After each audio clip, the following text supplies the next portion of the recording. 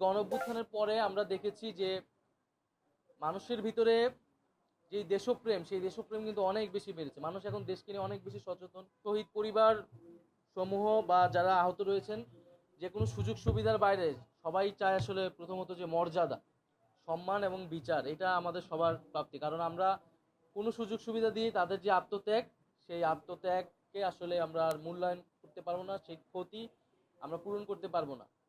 আমরা সেই মর্যাদাটা, সেই সম্মানটা দেই।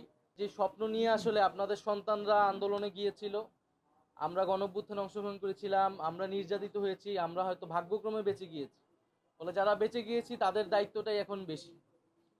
তো সেই জায়গা থেকে আমরা অবশ্যই আপনাদের সাথে আছি এই বিচারগুলোর জন্য এবং শহীদদের যেই আকাঙ্ক্ষা, যে সম্মান, সেটা নিশ্চিত করার জন্য। দ্বিতীয়ত, যা মোহাম্মদপুর এলাকায় এই গণঅভ্যুত্থানের সময় আমরা জানি যে ঢাকা শহরের যে হটস্পটগুলো ছিল, গণঅভ্যুত্থানে মোহাম্মদপুর তার অন্যতম। এবং এখানে ছাত্র জনতা ব্যাপক প্রতিরোধ করেছে। সেই প্রতিরোধের ফলেই কিন্তু শেখ হাসিনা 5ই আগস্ট দেশ থেকে পালাতে বাধ্য হয়েছে। ঢাকার অন্যান্য জায়গার সাথে সমান্তরালে এখানে লড়াই চলেছে এবং আমি বলবো এটা যুদ্ধ চলেছে আসলে। যারা রাজপথে সে সময় ছিল, এটা একটা যুদ্ধক্ষেত্রের মতো ছিল। আমরা তখন ডিবি অফিসে ছিলাম, বরং তখন রাজপথে যারা ছিল তারাই আসলে আসল লড়াইটা তারাই করেছে, যারা মাঠে ছিল। আপনারা ছিলেন, আপনাদের অনেকের অভিজ্ঞতা আছে। আপনারা এই যে লড়াই করেছেন, এই গল্পগুলো আপনারা সংরক্ষণ করবেন। এই মোহাম্মদপুর আসলে কিভাবে লড়াইটা হয়েছিল, কারণ এই স্মৃতিটা আমাদেরকে ধরে রাখতে হবে আমাদের যুগ যুগ ধরে, আমাদের পরবর্তী প্রজন্মের জন্য, যে এই প্রজন্মের ছাত্র জনতা লড়াই করে দেশকে মুক্ত করেছিল, দেশে স্বাধীনতা এনেছিল।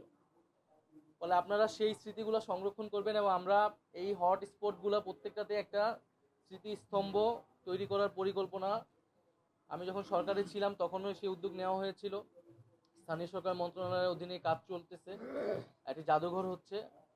আমরা আজকে কয়েকটা স্পট দেখবো যে কোথায় স্থাপনা করলে ভালো হয়, আমরা যাতে সকল শহীদদেরকে স্মরণ করে, মোহাম্মদপুরে যারা শহীদ হয়েছে তাদেরকে স্মরণ করে একটা স্থাপনার জন্য আমরা সরকারের কাছে দাবি জানাবো এবং আবেদন করব। পাশাপাশি গণঅভ্যুত্থানের পরে আমরা দেখেছি যে মানুষের ভিতরে যে দেশপ্রেম, সেই দেশপ্রেম কিন্তু অনেক বেশি বেড়েছে। মানুষ এখন দেশকে নিয়ে অনেক বেশি সচেতন। ইয়ং জেনারেশন রাজনীতি নিয়ে অনেক বেশি সচেতন, কারণ নতুন একটা হোপ তৈরি হয়েছে যে বাংলাদেশ চেঞ্জ হবে। কারণ গণঅভ্যুত্থানের আকাঙ্ক্ষাই ছিল যে সংস্কার, যে পরিবর্তন হবে দেশে একটা, এবং ন্যায় বিচার পাবে মানুষ। মানুষ কথা বলতে গেলেই তাকে তাকে যাতে হামলার মুখে পড়তে না হয়, মানুষ স্বাধীনভাবে কথা বলতে পারবে। এবং মানুষের যে পরিবর্তন, সেই পরিবর্তন রাষ্ট্র থেকে শুরু করে ব্যক্তি জীবনে, এলাকা পর্যন্ত সেই মানুষ পরিবর্তন দেখতে পাবে। তো 9 মাসে আমরা হয়তো আকাঙ্ক্ষিত সেই পরিবর্তনটা পাইনি, কিন্তু আমরা সেই পরিবর্তনের জন্য যারা জীবন দিয়েছে, আমাদের দায়িত্ব সেই পরিবর্তনটাকে এগিয়ে নিয়ে যাওয়া, সেই পরিবর্তনের জন্য ফাইট করা, সেই পরিবর্তনের জন্য কথা বলা। আমরা দেখেছি 5 আগস্টের পরে দেশে যখন আইন শৃঙ্খলা বাহিনী কার্যত ছিল না, সক্রিয় ছিল না পুলিশ, তখনও কিন্তু এই এলাকাবাসীরা নিজেরা সংগঠিত হয়েছিল। ডাকাত থেকে শুরু করে নানা ধরনের সন্ত্রাসী অপকর্মবিদে তারা কিন্তু মাঠে ছিল, মানুষের নিরাপত্তার বিষয় তারা দিয়েছে। আমরা ট্রাফিকে দেখেছি যে শিক্ষার্থীরা কিভাবে স্বতঃস্ফূর্তভাবে নিজেরা নেমে সংগঠিত হয়েছে, ট্রাফিক সিস্টেম কন্ট্রোল করেছে। বন্যার সময় দেখেছি মানুষ কিভাবে স্বতঃস্ফূর্তভাবে জায়গা দিয়ে সাড়া দিয়েছিল এবং দেশের পাশে, মানুষের পাশে, সে বন্যার্থদের পাশে এসে দাঁড়িয়েছিল। তা আমাদের ভিতরে সেই চেতনাটা, সেই দেশপ্রেমটা এবং মানুষের প্রতি সেই দরদটা সবসময় রাখতে হবে এবং সেই দায়িত্বটা অনুভব করতে হবে।